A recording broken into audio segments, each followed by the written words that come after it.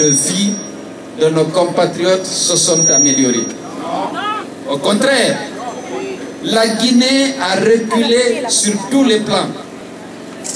Mais au-delà des frustrations ressenties à raison des promesses non tenues, il y a la misère quotidienne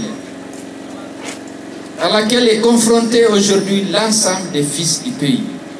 Les frustrations à cause de l'injustice, de l'exclusion, de l'arbitraire, mais aussi de la misère noire à laquelle les Guinéens font face aujourd'hui. Alpha Condé aura été le meilleur allié de l'opposition parce qu'il n'a rien fait de positif. Parce qu'il est incompétent et beaucoup de gens se posent la question de savoir est-ce qu'il avait vraiment la volonté de changer les conditions de vie des Guinéens? Est-ce qu'il aime les Guinéens? Beaucoup de gens se posent la question.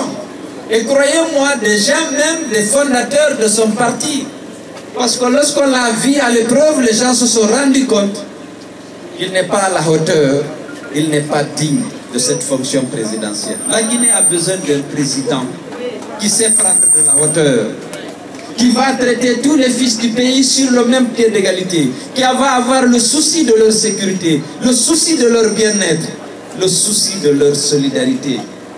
Mais ça, c'est loin des préoccupations de M. Alpha Condé et tout le monde le sait.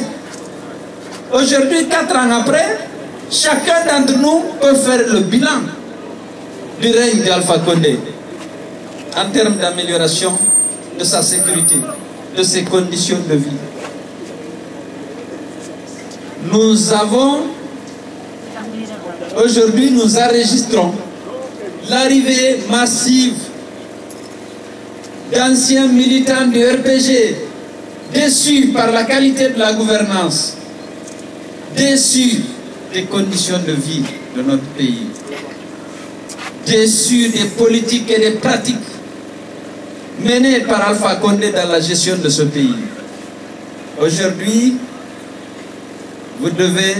nous devons être fiers parce que les Guinéens ont compris. Ceux qui nous avaient fui, ceux qui avaient soutenu Alpha Condé, c'est eux qui sont plus pressés aujourd'hui qu'ils partent parce qu'il les a trahis et parce qu'il n'a pas amélioré leurs conditions de vie. Merci, monsieur le président.